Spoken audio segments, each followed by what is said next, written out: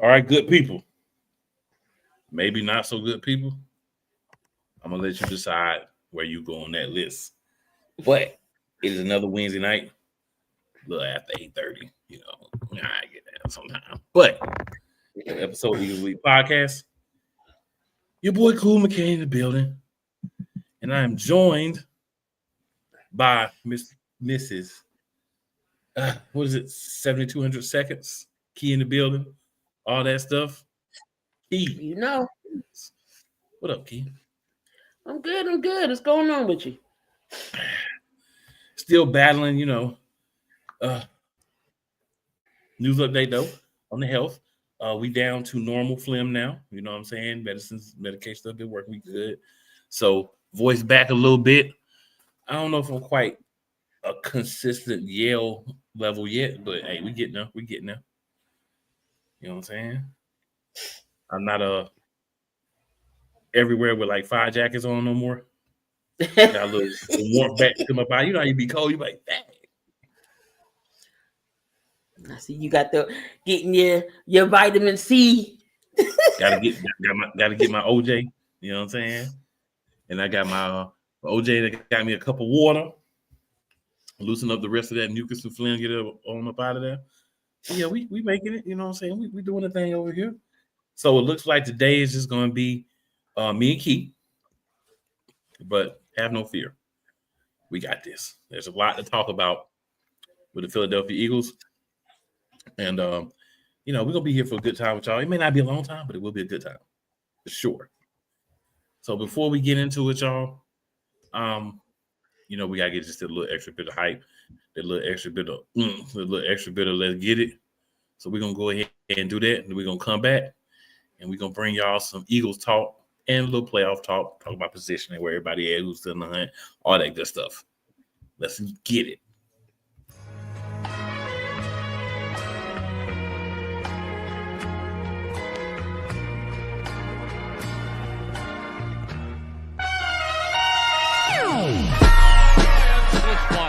The kick is away, and the kick it's good! And the Eagles win! It's hard to come to South Philadelphia and leave here with the win. You just don't come to Philadelphia and leave here with the win. Eagles fans everywhere, this is for you. Let the celebration begin!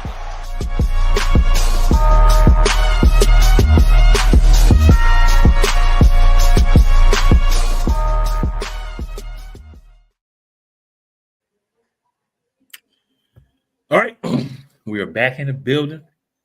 Key, any news? Would you like to go ahead and throw out there? We got a little bit news.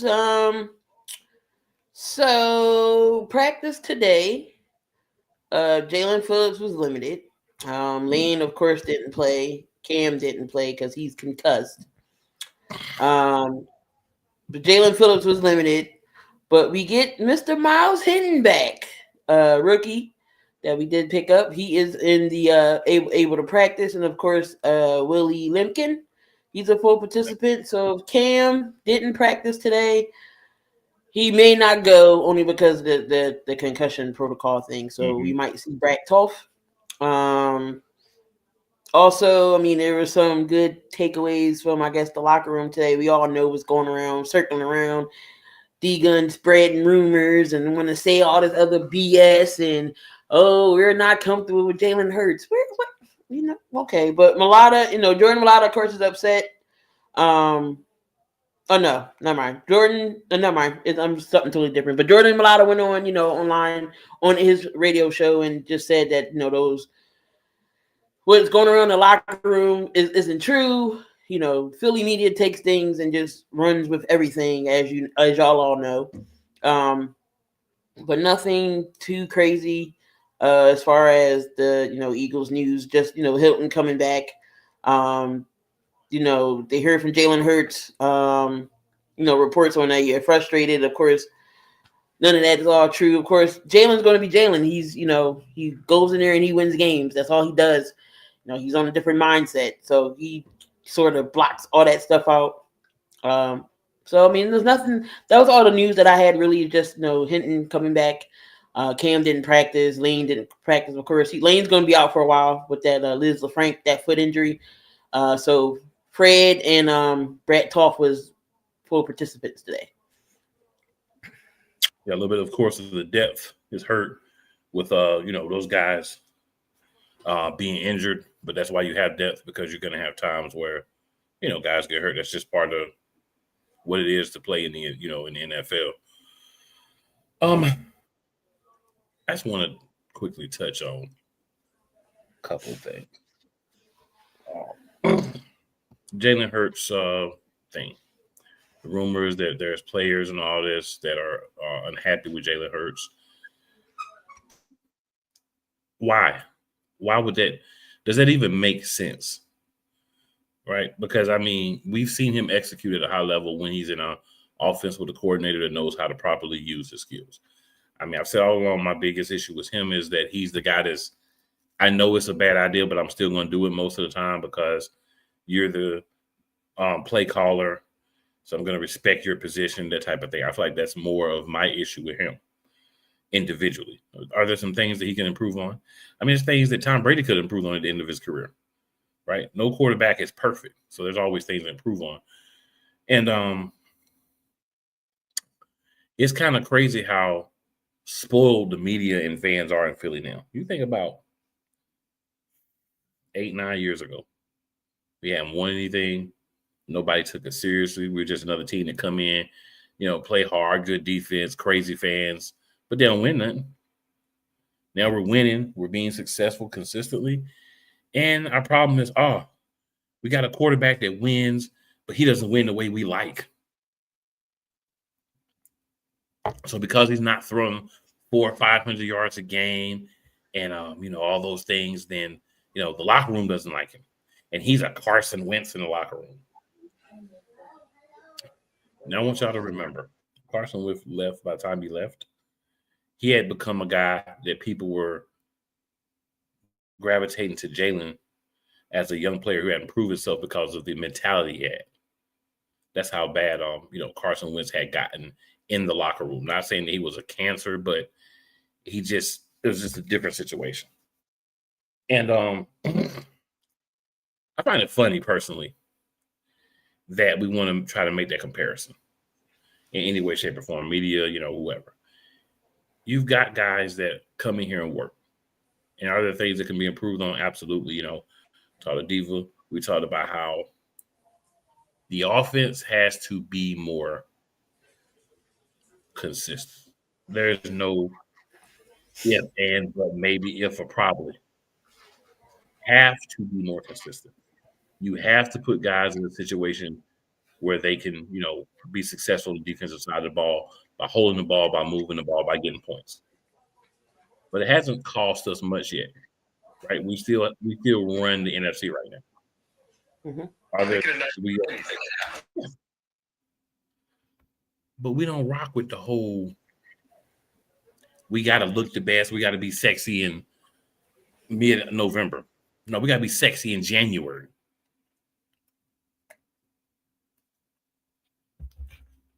Lastly, one of the things I want Eagles fans to think about and take notice of, Nick Sirianni, and I hate this, but he loves to hold back a lot of what we have, a lot of what we do until we get to the end of the year, right? He likes to be that guy that when we're at the very, very, very, very, very end, that's when he likes to kind of do things.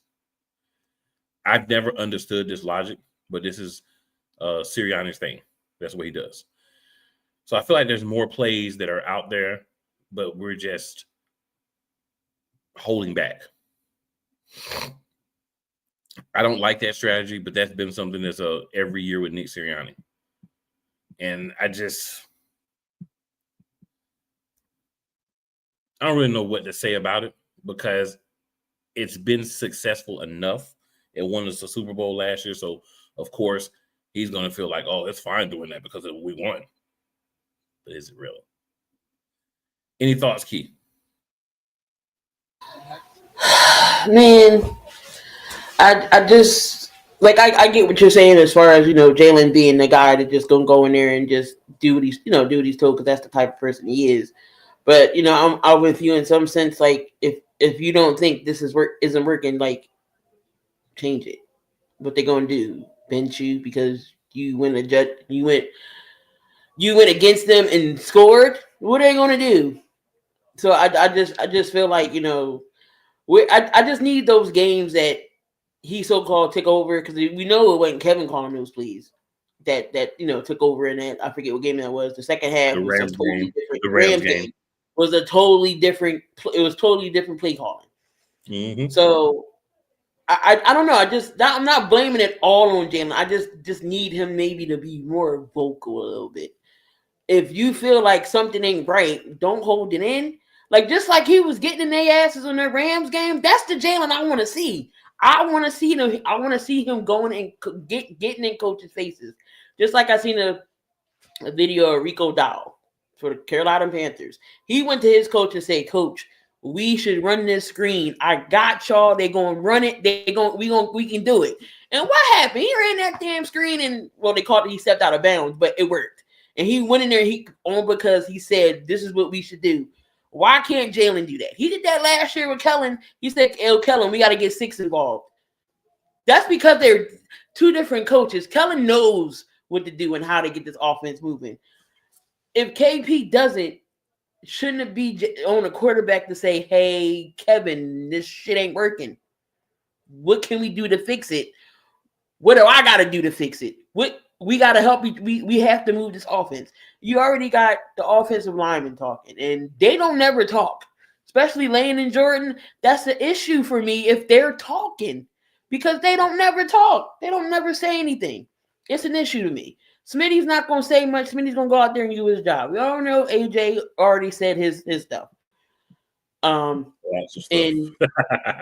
a lot of stuff. And then, Hurts is going to do his philosophical stuff and not say it technically, but be philosophical about it and have his quotes. And then Nick is just going be Nick. Then you get Petrulio coming in there saying his lies. Oh, he wasn't forcing it. I don't know what game you was watching. Stevie Wonder seen that you was forcing the ball to AJ Brown. So that's why I don't even listen to his pressers.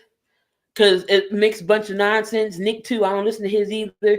Only 2 people right now that got some sort of sense is Vic and the special teams coach, Michael Clay. They're the only 2 I feel like got some common sense in that group.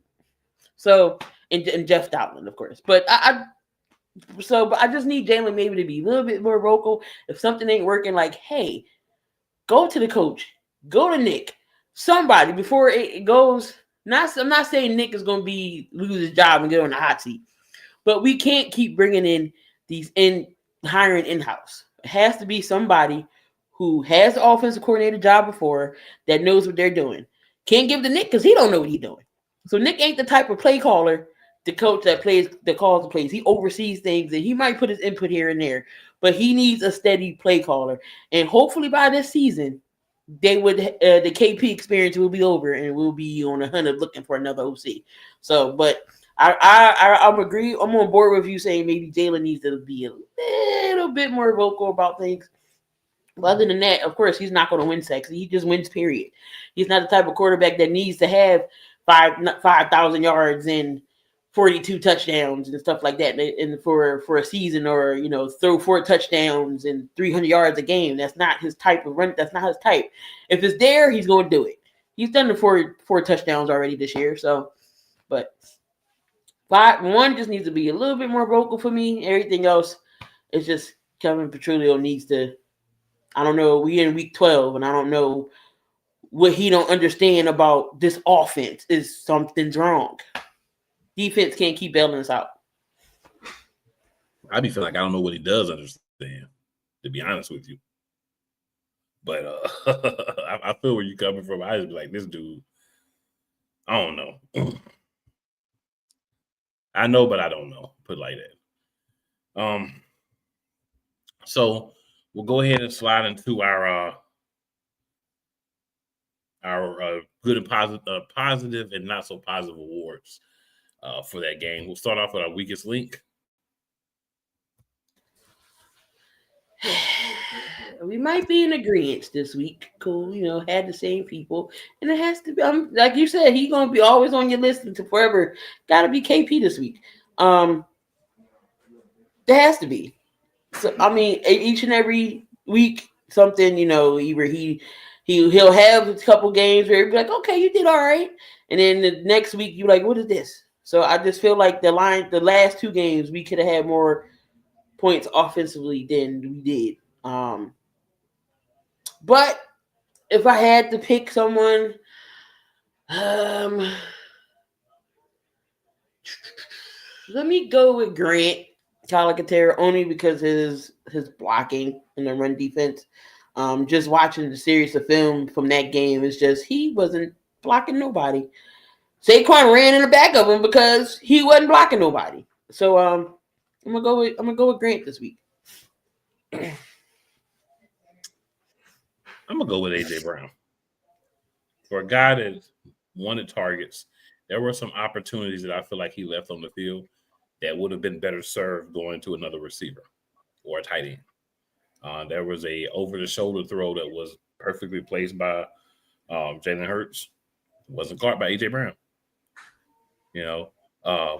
Some of the catches, he made the catch. It felt like he was just happy making the catch.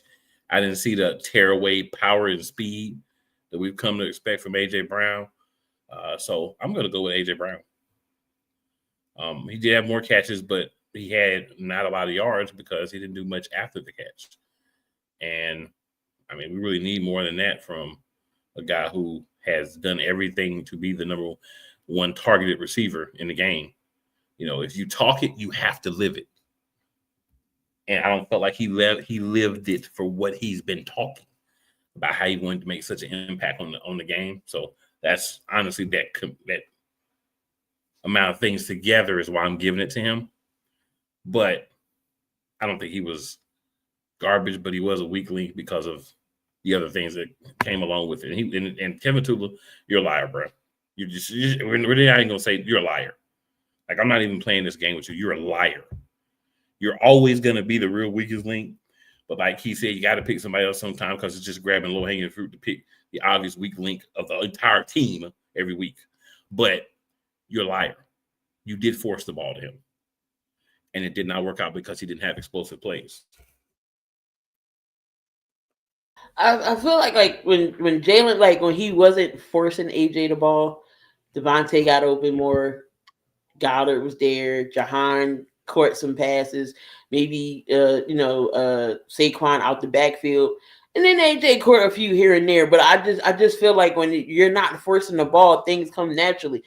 Let it come naturally, or scheme stuff open for AJ. But then I feel like some plays, Jalen will throw right on money, or he'll stop running, or I'm like, why are you slow up? Like it'd be balls like that, and I'm just like, come on, AJ, you could have ran. If you would have ran, you would have caught it. So I mean, but it is what it is at this point. And yeah, especially for somebody to say, I want to be the guy. Like, I want to be the guy. And it's like, I don't have a problem with you saying you want to be the guy, you want to get the ball, and you want to be a reason why we win. I do have a problem if you say those things and then here's the opportunity and you do nothing with it. And I felt like that's what I got this week. And that's why I feel like he was on my list as a weakest link. All right. So we'll go from that.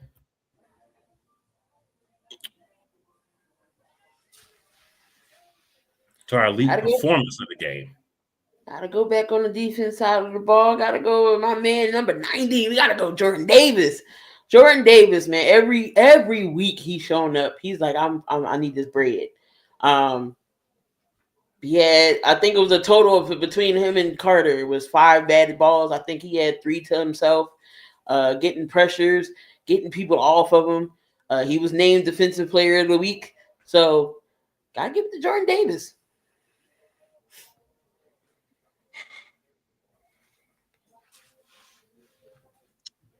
When I say the defense as a whole, I have to say something now that I don't like. That I have to say. Adoree Jackson played well. I can't even say we can't even say that. We can't even say nothing bad about the boy this week. He actually did something. That hurt. That hurt about as much as saying Dak Prescott had a good game. Look, you know what's crazy? Keely had a good hit on special teams. We don't never compliment him unless he's on special teams. Ever. But I do respect that I guess whatever Vic has been seeing and no one else is seeing, we're starting to see. That's why I said Vic and Michael Clay, special teams coach, the only one that got some common sense right now. But yeah, Dory, I mean, I don't know if maybe it took so long, if it's gonna continue, but I have to give props. You know, if I'm gonna get on him and you know what I'm saying, when he doesn't play well, I gotta give him some props when he does play well. He has some big breakups at the end. And the defense as a whole, I'd say definitely carried the team and carried the game, but definitely got to give a special shout out to Dory James. Now let's just see him do this consistently. That's all. Gotta have some consistency. You can't have 2 good games and then go back to playing like poop. Yeah. You gotta have some consistency, but it's tough pill to swallow. I'd be Dory James. Y'all understand? I'd be like, you know, we all would have been like, Dory, I can't cover Jackson in the weakest link. No, not this week. Yeah, not this week. Not this week. Dory did his thing, so gotta give him some props for that. All right.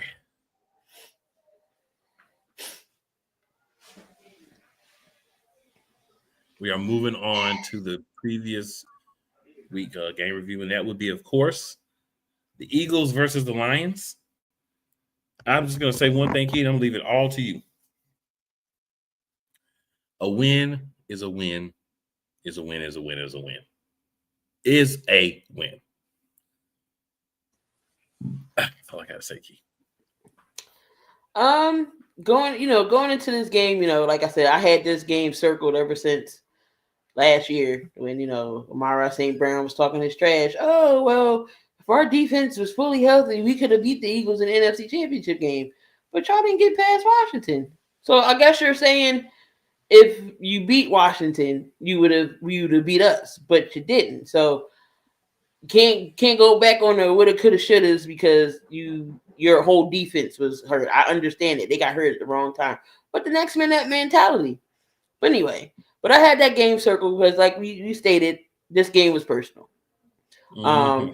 Not even going to hold you. I was 50-50 going into this game only because of, the cornerback situation. And I know Williams and Amara St. Brown can go off. So I was kind of afraid. But as the week went on, and I'm just like, you know what, we can beat this Eagles. We can beat this Lions team. I'm like, it's Goff. It's Jared Goff. You give him pressure, he's gonna crack. And I'm still butthurt because they put Goff in front of Jalen Hurts on the top 100, and they put Penny Sewell in front of Lane Johnson on the top 100. So I really had some beef. Penny Sewell got blown up. He had no answer for Jalen Carter. None. So it was a couple plays. Penny Sewell got blown up. For the most part, Lane did contain Aiden Hutchinson because you didn't really hear his name for a while. And then we did shut down the running game as far, for Gibbs and Montgomery. They didn't really go off. Only Gibbs went off in the passing game. So we did shut down their running game, and we brought the pressure. Our linebackers was all over the place. Dean was all over the place. Phillips was all over the place. Q didn't let nothing get past him. Coop had an interception. So our defense came to play as usual, but our defense cannot keep bailing us out the way that it does. We stopped the Lions offensively. Defense did its job. Amara St. Brown didn't go off. We just had that one touchdown by Williams. But other than that, nobody really went off. Pressured Goff, got an interception out of it. Dan Campbell. I don't know. You all know he's a fourth down merchant. He's going to go for a majority of the game. But I feel like he was down there in the goal line and at fourth and whatever. And it's like twice you were down there. Take the point. My head, I'm just like, Detroit is giving us this game in great field position and we can't capitalize on it. He went for it on four, like twice. I'm like, you should have took the points. You would have been up or even been winning. But he likes to go for it on fourth down, and he was 0 for 5 on fourth down. You'd have thought, okay, let me stop going for it on fourth down. But I mean, both defenses did play great. The only hold us to one touchdown and the rest of the field goals.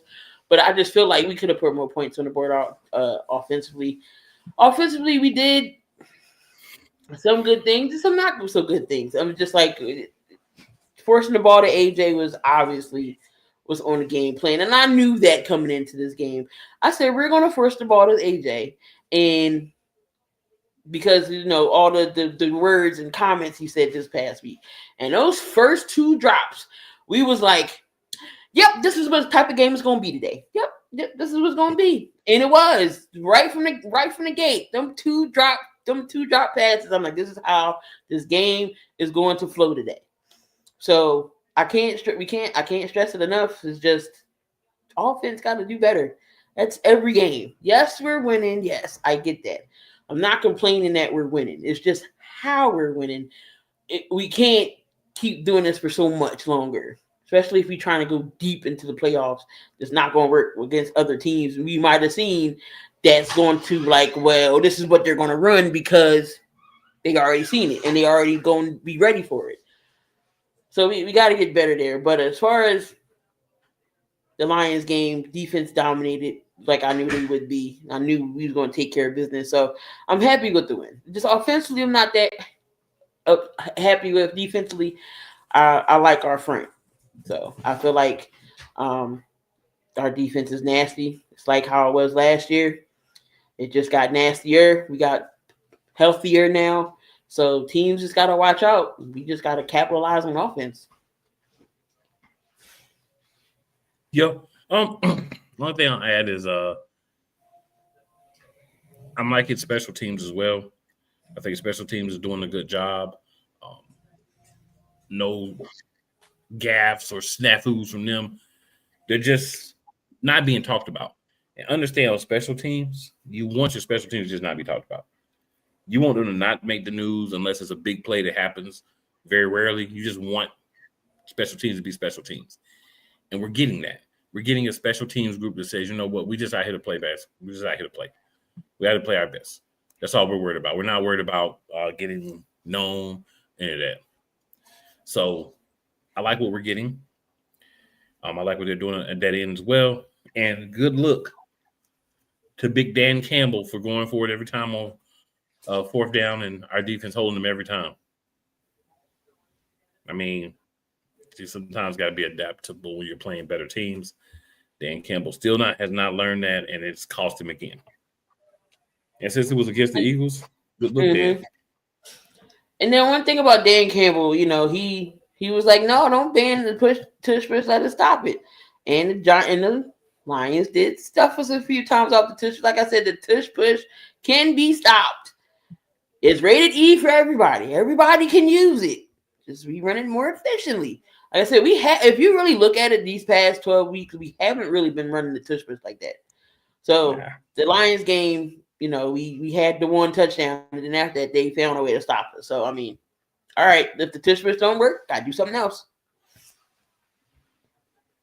So you mean to tell me, Key, that there's people out there who could actually stop the tush push? So you don't have to run to the league and cry and say, please ban this play. You could just stop it. To be like the Rams, to be like the Lions and stop it. You didn't hear Dan Campbell bitching and complaining about it like LaFleur and Sean McDermott. But Sean McDermott and the Bills use it more than we do. But wanted to cry about it. Maybe with some subterfuge.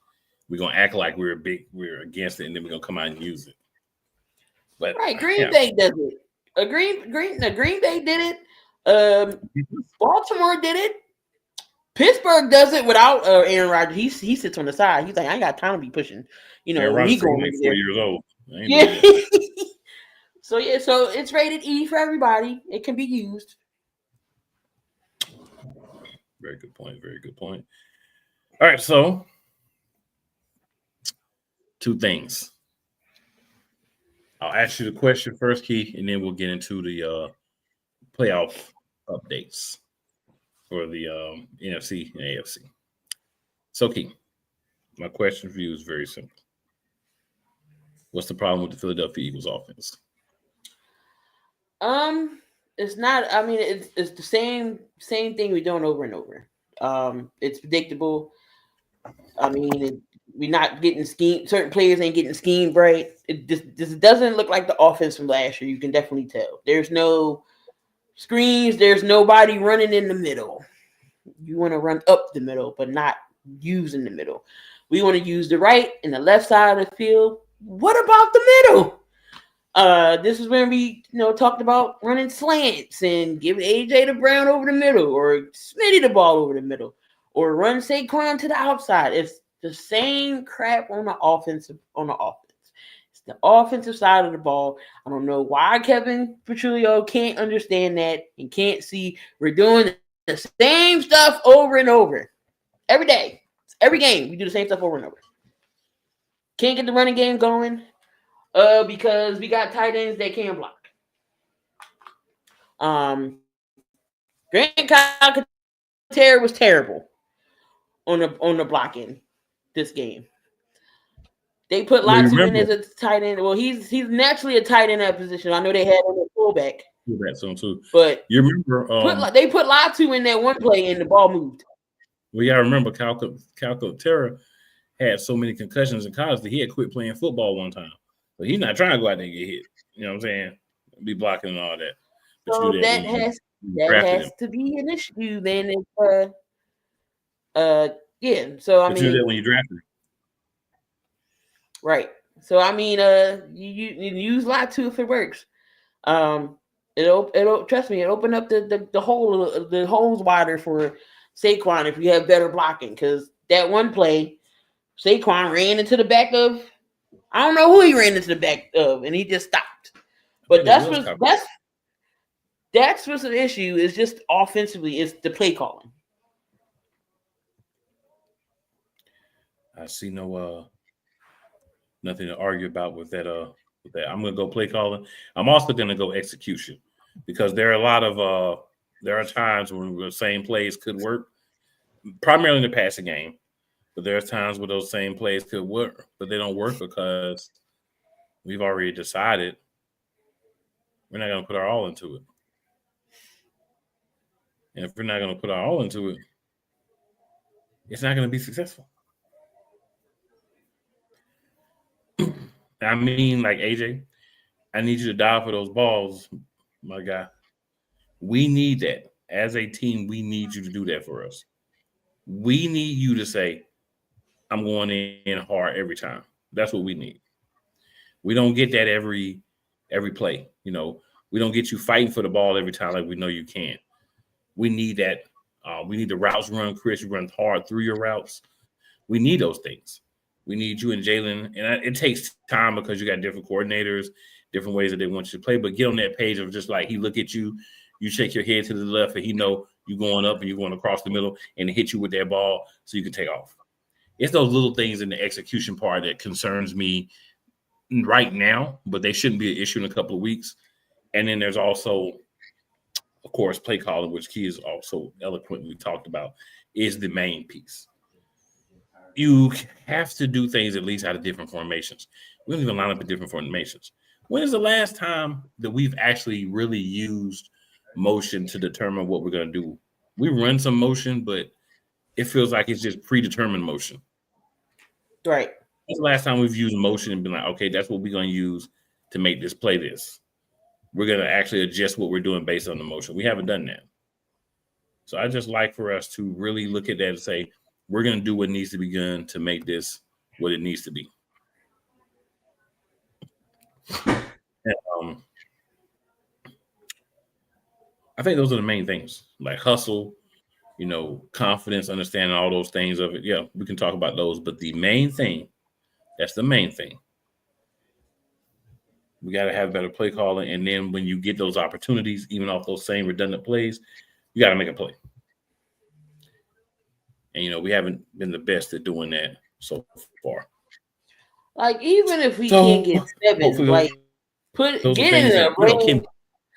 Put in a range, at least get 3. Like, we get nothing.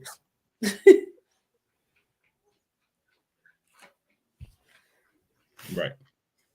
Can't be out and then we got to get points because we've made other teams have to stress and not be like, oh, we can hang in the game with the Eagles because the offense don't do nothing. If you get a touchdown every time, at least you're piling up points. We're going down and we're getting nothing. Right. And it's showing we're getting nothing. So it just has to be more consistent, more complete, and gotta want it. All right, guys. So let's talk about this playoff picture. We're going to talk about who's seeded now, and then we're going to talk about the teams that are on the bubble. So when I say on the bubble, I'm looking at teams that are 1 to 2 games out of last place. So, for instance, I don't believe that the Cincinnati Bengals at 3-7 are on the bubble when the 7th place team, the last team in the playoffs, is the Jaguars at 6-4. Right, because you've got to make up so many games just to get to that 7th spot. Right. So when I say on the bubble, I'm looking at within 2 games in the win column. So that's why sometimes you're like, you didn't mention such. No, because they're not really on the bubble. All right, so let's start with the teams right now in the AFC that are not their division winners but are in the playoffs. So in 5th is the Bills at 7-3. They're 2nd in the AFC East. Chargers 7-4, 2nd in the AFC West. Down a spot this week. Bills are up a spot.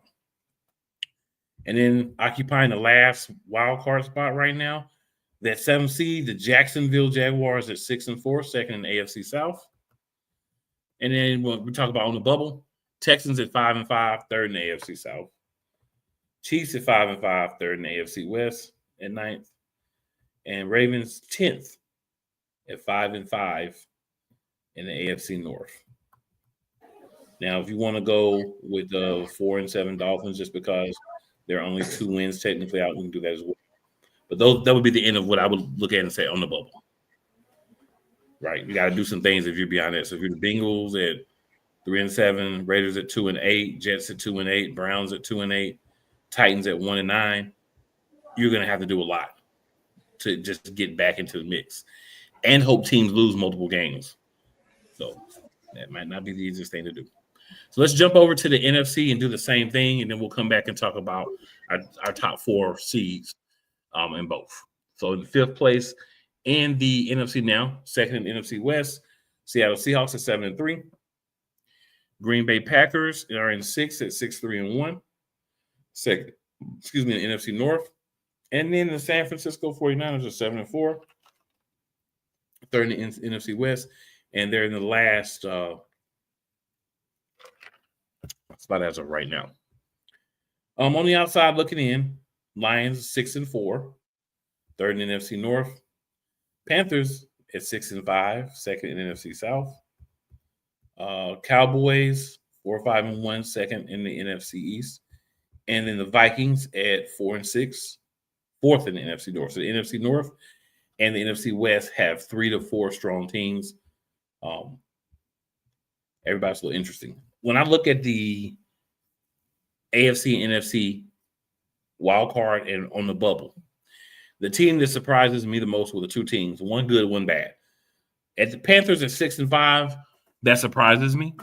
I live in Charlotte. It surprises me that the Panthers are at that position right now where they're in the conversation, because they're normally not even in the conversation at this point. And they're technically only a game out of 4th place right now, because the Bucs are the number 1 team in the division. And of course, the bad, I'm going to go Chiefs at 5-5, because I really don't know if the Chiefs have the ability to come back. We talk about Baltimore at 5-5 too, but they didn't have a quarterback for a few weeks. And while as a fantasy team owner, I am disgusted with Lamar's performance. The Ravens are winning games, so they're happy. Right? Lamar's becoming another guy that you got to think about before you draft in fantasy football. It's going to be great for your team if he stays healthy, but fantasy football-wise, he doesn't really be getting it down. Any thoughts on the wild cards in the NFC and AFC key? I think Pittsburgh will eventually be a wild card team because I do think Baltimore is getting hot at the right time. I think Baltimore will win that division. Pittsburgh is going to fall off that a little bit. So I think that Baltimore will be in the playoffs as that division winner. That's really, I can see Jacksonville falling out, maybe.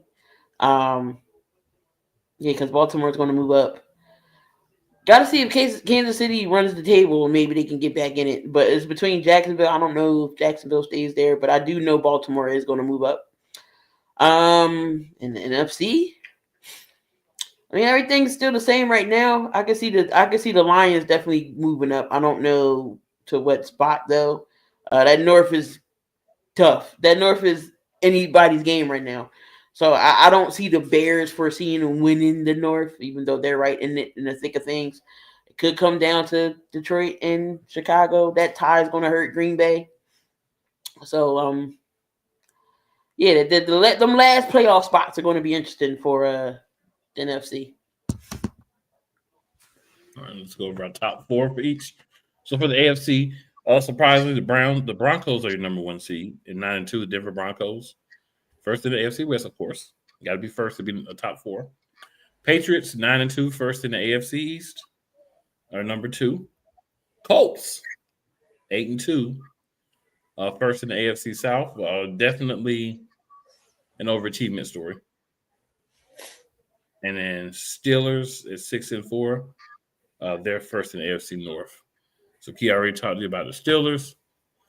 I'll say the Colts, I think, are going to actually slide back up a little bit. They did have the loss that knocked them down because they've already had their bye and some other teams haven't. But I think the Colts are a team that can win some more games. They have everything they need. They have a quarterback that can fit the system. Shane Steichen is a guy that can help a quarterback that's some would call mundane average look a little bit better than that. Defense is good. Run game is amazing. So all the pieces are there. And I think the Colts are going to be a team to watch. Denver's defense is amazing. The offense is kind of like the Eagles in that it's iffy at times. But that defense is one to watch. And they beat the Eagles. They're one of the two teams that beat the Eagles this year. At this point, they're pretty much beating the whole NFC East. I think they still have a game against the Commanders left. Right. And the Commanders still have a backup quarterback. That's going to be a tough try for the Commanders, but could happen. But very impressed with what I see from these top four teams, even the Steelers. And it's different from what you would have expected. So I'm excited about that too, because we're seeing something a little bit different on that side. Any thoughts on those top four, Key? Nope. All right. And then we come over to the NFC. Y'all know who number one. Stop playing with us. Philadelphia Eagles, 8-2, first in the NFC East, number one overall. At number two overall, first in the NFC West, at 8-2, the Los Angeles Rams. And number three, first in the NFC North, the Chicago Bears at 7-3, the Bears. And then in fourth is 6-4, first in the NFC South, the Buccaneers. So the Buccaneers and the Panthers still have two games to play. So these games are going to be very important because that could determine who actually wins that division. Panthers have to not be Heckle and Jekyll and actually go out and win the games they're supposed to win, a couple they're not, and not win a game we're supposed to lose and lose a game we're supposed to win. So you got to kind of balance it out a little bit better, but you have to learn how to win. Everybody has to learn how to win. And the Panthers are going through that. The Bucs have some missing pieces, but they've been able to maintain so far. I think a lot of people will be surprised about the Bears. I think sentiment for Caleb Williams, I believe, hit the low. I forgot who was playing when they had the game, and then he was someone was doing his nails during the game. That's kind of the point where people's like, we over this dude. but Ben Johnson has gotten the most out of it. So, any thoughts on the top? Yeah, I knew Chicago was going to be better than it was last year. I had a couple friends who were like, "Oh, it's the Bears for real? They frauds?" I'm like, "Well, they're not frauds. They're 7-3. I mean, yeah, Detroit beat them, Minnesota beat them that one game, and I forget who was third when they lost it. The third loss they had. But I'm just like, they're doing same thing with us. They're doing what they're doing and need to win games. I mean, they have weapons. There's no excuses for them this year. You know, they upped their line, so Caleb's not running for his life. You know, he got receivers, he got a tight end, and he has a running game. And the Bears always had always had an okay defense. So as long as Caleb can not turn the ball over, the Bears could be a good team and actually still win that division. But yeah, I mean, I don't have no problems with that NFC West could go back and forth. You know, I do see the Rams 8-2. You know, Seattle maybe could come back to these senses of Sam Darnold not seeing ghosts. Because that game he played last week was horrible. 4 picks. And they ended up losing by 2. That was the crazy part. They only lost by 2. They almost could have came back and won. But the kicker missed. I think they had a big penalty that knocked them out of like field goal range. But I can see that flip-flopping. Depending on what San Fran does. I mean, I can see either them moving up or they might even move. I can see San Fran maybe dropping out and Detroit moves up. So, like I said, that back half is going to be interesting. Tampa Bay and Carolina, that division is going to be interesting because the Falcons, I don't have no more faith in them. Penix is out. You got Kirk Cousins. Atlanta's going to have some reevaluating to do over the offseason because Michael Penix is towards ACL. And he's not going to be ready by the time the season starts. And then, are y'all going to bring back Kirk Cousins? Are y'all going to draft another quarterback? Are y'all going to already bring one in? Yeah, they got a whole bunch of stuff they got to do with. And is Raheem Morris on the hot seat? Is he going to be going? So I don't see Atlanta doing much, but it could come down to Tampa and Carolina for that division. If Carolina just, you know, goes out there and competes and win games, that might be we might see Carolina in the playoffs. Atlanta's got 3 wins. They're a wrap. Yeah. So Kirk Cousins looks terrible when he plays this year. So yeah, they're a wrap. So that's your NFC, AFC playoff pictures. Number 1 seeds, of course. Denver Broncos 9-2 AFC. Philadelphia Eagles 8-2 NFC. Eagles have had their bye. Broncos are on bye this week. All right. So good people. We're about to slide it on into the end.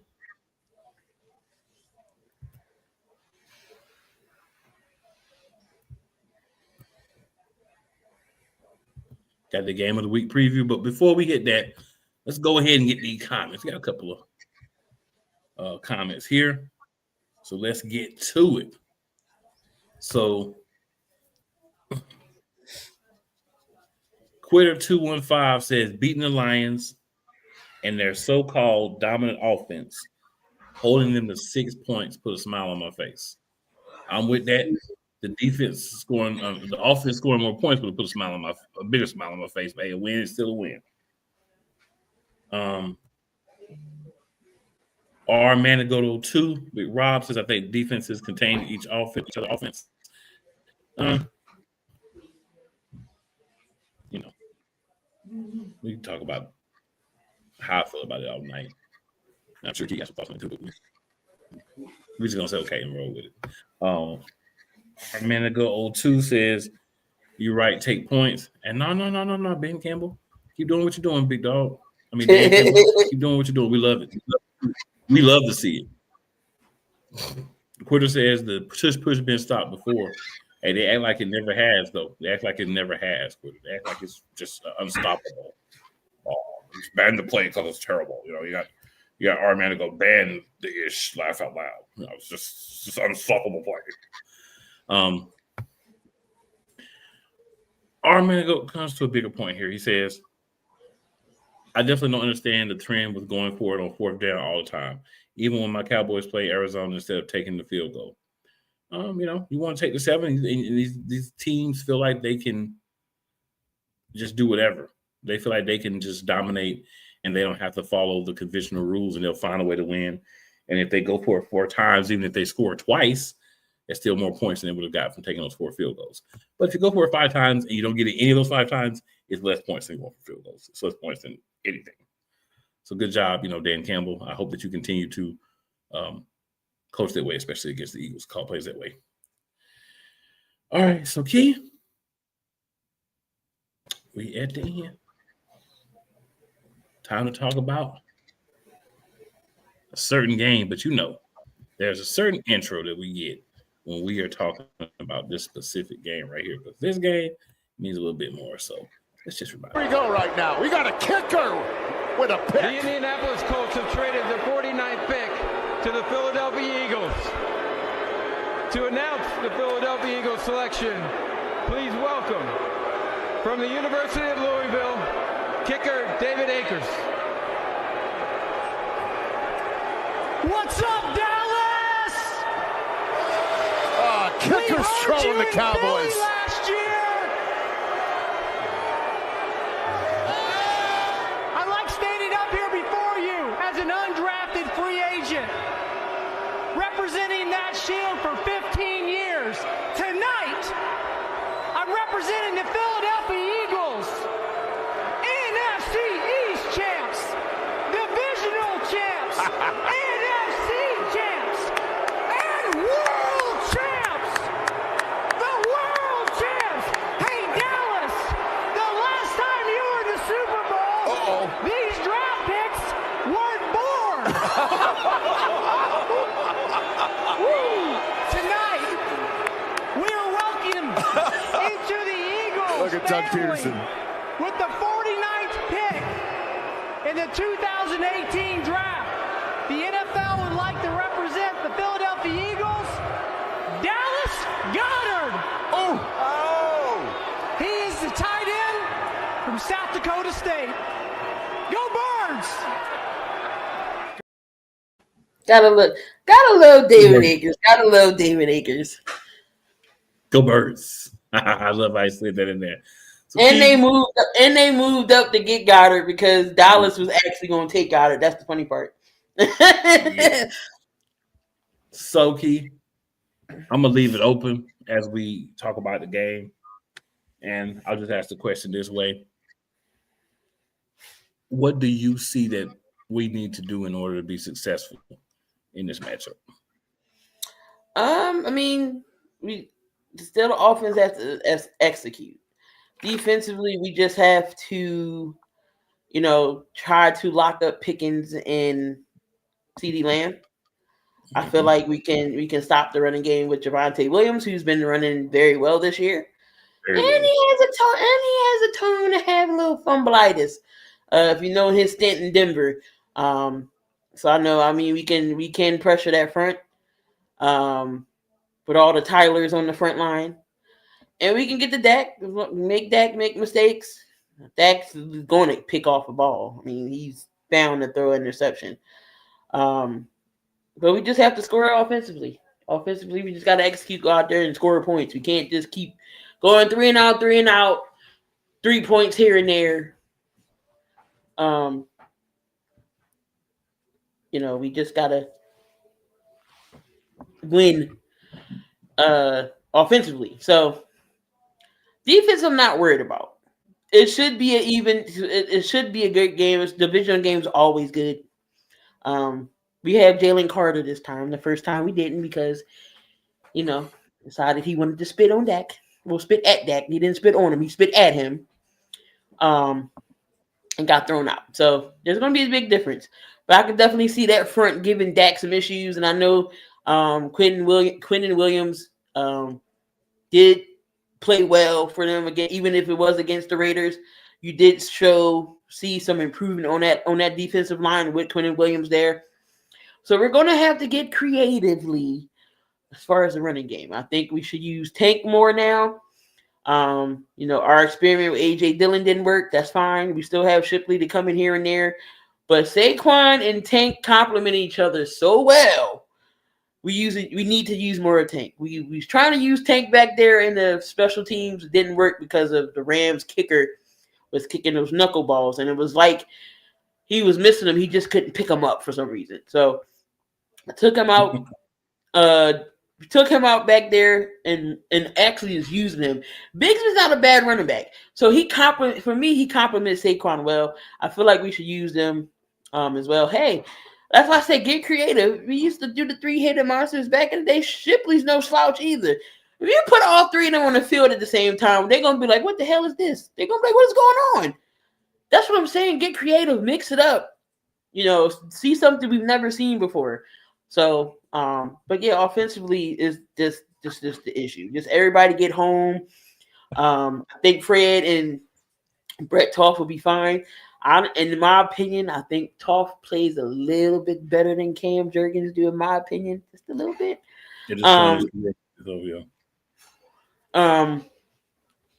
And Fred, I'm not worried about Fred. Fred is going to hold his own. He's done it before. So I have every confidence in the world in Fred Johnson, the other Johnson brother. So yeah, he was doing it last year.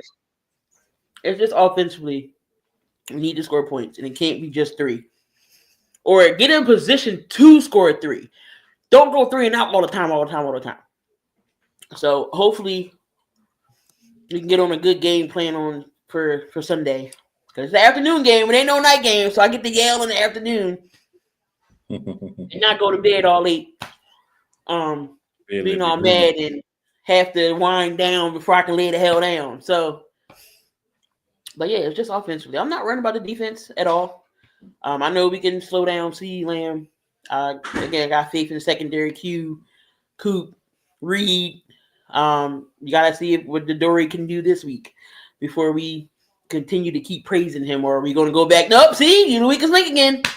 So, but yeah, I mean, I have every confidence in the world. It's going to be a good game. Dallas versus Eagles is always a good game, rivalry, no matter what the record is. We could be 0-15. We playing Dallas, and the same thing for Dallas. They can be 12-4. We playing Dallas. So, yeah. I seen a tweet. It was like, does it take the fun out of the rivalry because Dallas isn't, because of their record? No, still want to beat them. We don't like Dallas. Dallas don't like us. So that's just, that's just how it is. Yeah, it's a divisional game, and a lot of people were surprised when we lost to the Giants. I'm not going to say I saw it coming, but I think sometimes you do need the loss just to get people to say we got to do something different. But I did like bouncing back from it.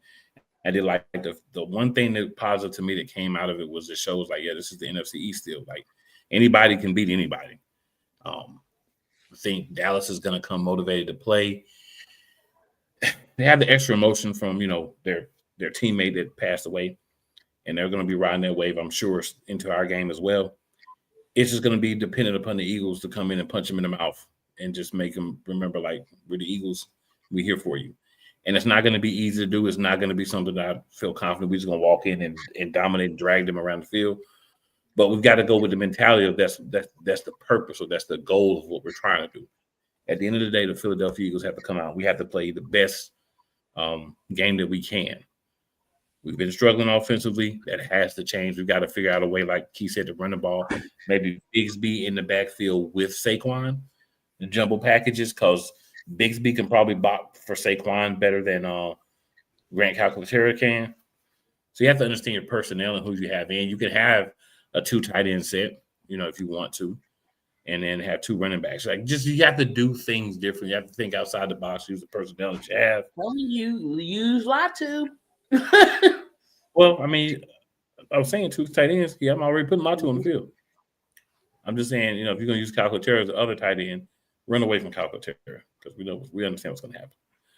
So just being original, being unique, saying that we understand what we have right now. Latu's obviously the guy that's showing he can block. So use him for the skills that he has. He can catch too. He made a good catch in the game as well. So it's not like a guy that has stone hands either. And you just go out there and play football. Been playing football since you're kids. Been playing football all season. Don't let all the other stuff get to you to where you're not enjoying the game you grew up loving again. That's the biggest, I think, thing here. And I think that's kind of, to me, that's where Jeffrey Lurie want to talk to A.J. Brown. Jeffrey Lurie is not a numbers guy, but Jeffrey Lurie is like, look, man, you've been playing football since you were a kid. You love the game of football. You haven't always gotten the ball all the time. We don't have to take that outside and put that out there. We could talk about it in the house. We can handle any issues, but let's get back to what we're here for, and let's try to win championships. You weren't satisfied winning one? That's great.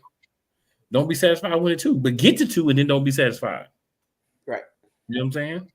That's where we should be at. Our mind should be go out, try to win every game that we can. We're not going to win every game, but try to win every game. Let winning be the focus of who we are. Let that be what we're trying to do every week. We're trying to go out and beat the other team. You know, and then the weeks that it doesn't work, let's figure out why. And let's correct those things and get back to being the winners the Philadelphia Eagles know that we are. There's no excuse for us not to go out there and play a good game. There's no excuse for us not to be better offensively. There's no excuse for Petula at this point. I was about to talk about something else. It was going to be disrespectful, so I'm trying to be better. I'm still got pissed up. I'm still pissed about how the offense looks. So until I'm not pissed about the offense, it stays up. Execution. When those ugly plays happen, those same plays everybody knows, if we still go out there and execute, we're still going to look better than we've been looking. Better play calling is definitely necessary, but execution, running through the ball, selling out, wanting your team to win above all else, and showing it on the field. That's what we need. Because I'm not going to say that guys don't want to win, but show it on the field. Leave everything out there. We already have an NFC East lost. We don't need another one. So go out there and execute, play as good as you can, get points on every drive, and let's send Dallas home with another L. Let's lock down anybody else from having an opportunity in the division, and let's keep that number one seed. So that should be the mindset of the Philadelphia Eagles going into the game.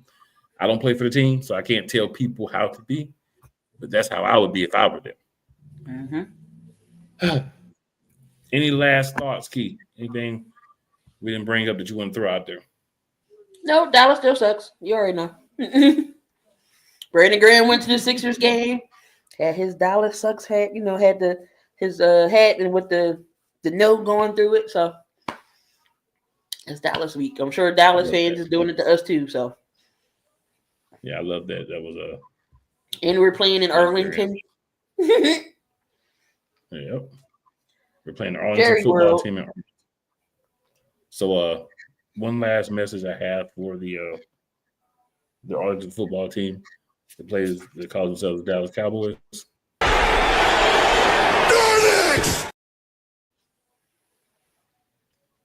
And with that being said, hashtag Fly Eagles Fly, hashtag Be Elite. Go Birds. Like, share, all that good stuff, y'all. We're going to be back here next week. So I'm going to be hopefully not. I'm going to be 100% honest. Just for those with the streams, I may not be on the stream this week because my birthday is Saturday, and I don't know if I'm going to be recovered, but let's do a stream on Sunday. So if I'm not, I'll still be repping in the comments and having a good time and all that and watching the game. But go Birds, man. Yeah, 9-2. Yes, sir. We try to be the first team with 10 wins. Got to get 9 before we can get 10. Let's go. All right. And for Key, it's your boy Cool, and for our fellow co-hosts that were not able to make it this week, we got y'all, and we out.